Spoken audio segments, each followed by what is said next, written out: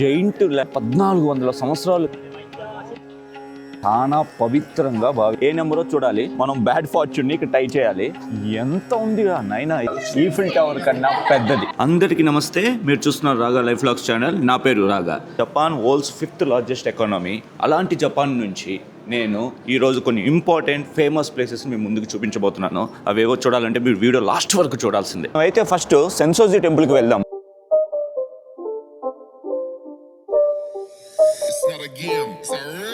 నాకు ఎదురుగా కనిపించేదే టెంపుల్. ఎంత జైంట్ ల్యాంటెనో కదా. మీరు చూడొచ్చు దీని ల్యాంటెన్ కింద ఆర్కిటెక్చరు.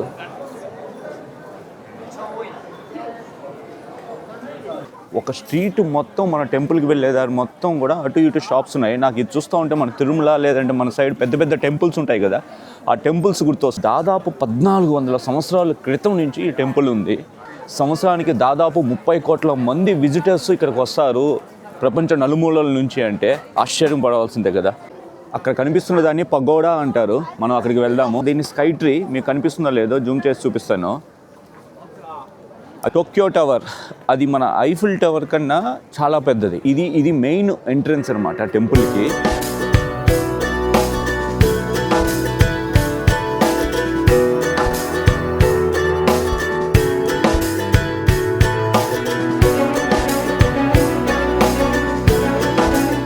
నా వెనక చూసేదే most famous pagoda of Sensoji temple.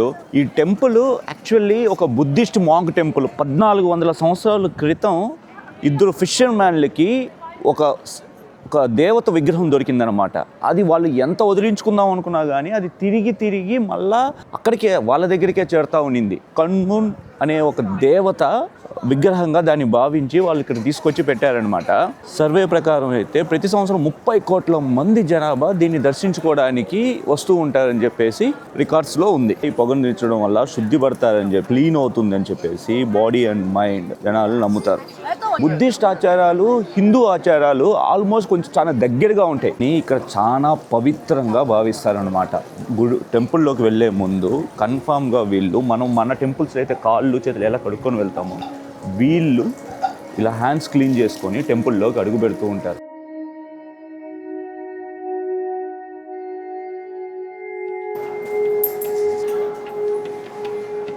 So first అయితే 100 yen కాయిన్ని దీంట్లో వేయాలి. బాగా షేక్ చేసి ఒక స్టిక్ని దీంట్లో నుంచి తీయాలి.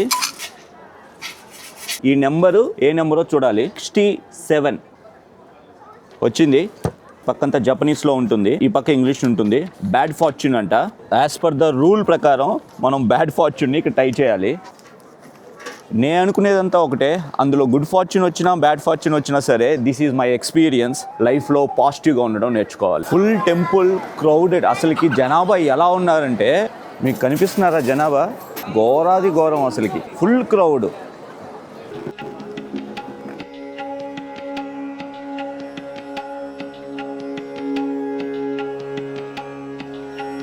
ఇవన్నీ కూడా గిఫ్ట్స్ ఇవ్వాలన్నా వాళ్ళకి. చాలా ఫేమస్ అయిన ఒక స్వీట్ ఇక్కడ అమ్ముతున్నారు, మనం ట్రై చేద్దాము. జపాన్లోను ఫేమస్ స్వీటే అండ్ ఇక్కడ ఫేమస్ స్వీటే.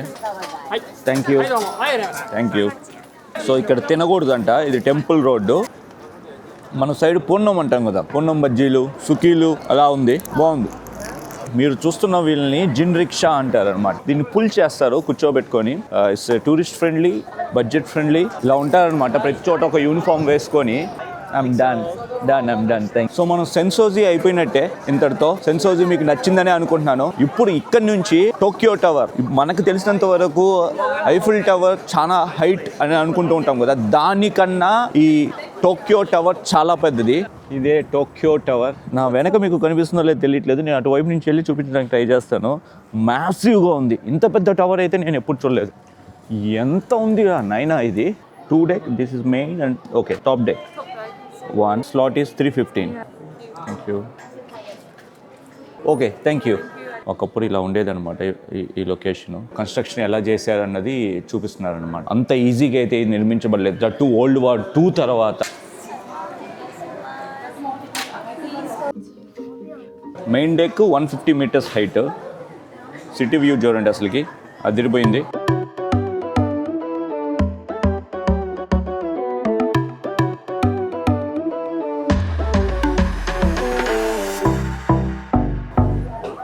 పైకి వెళ్ళలేదు, పైకి వెళ్ళే ఫ్లోర్ ఇది.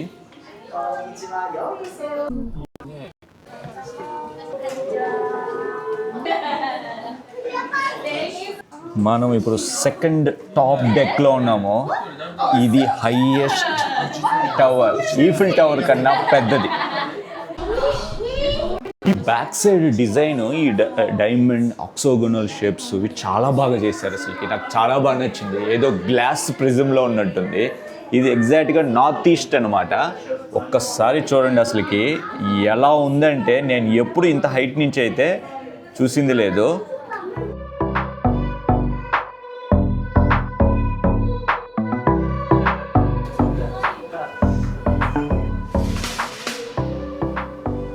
Raga Life Vlogs, subscribe.